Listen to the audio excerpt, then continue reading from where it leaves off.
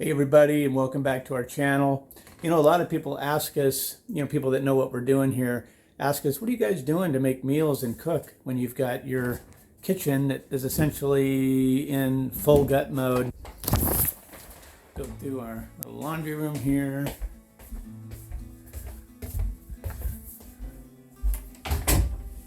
Going out to the garage.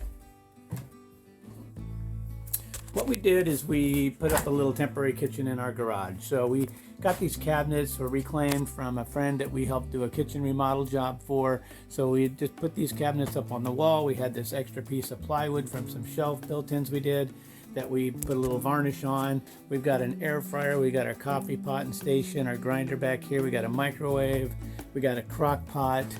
Up here we keep we've got a big griddle that we use for cooking bacon and eggs. We've got a hot plate. We've got everything we need really to make your average meal and not have to go out to eat. And then for cleaning up and tidying up, we've got the sink that we put in the studio area. We've got a nice place to wash our dishes. We don't have a dishwasher installed or anything, but that's okay.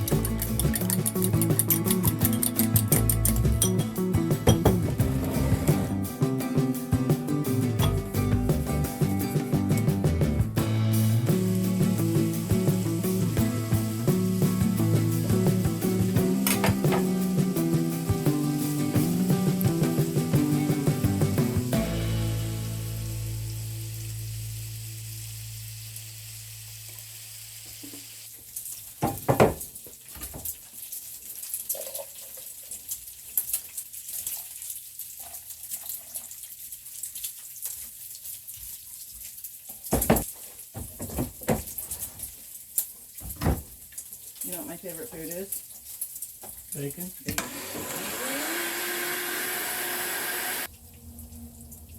Groovy doobie.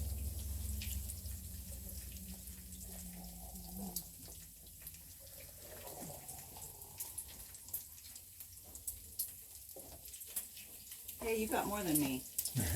I'm teasing you. I'll give you the big one. Cool.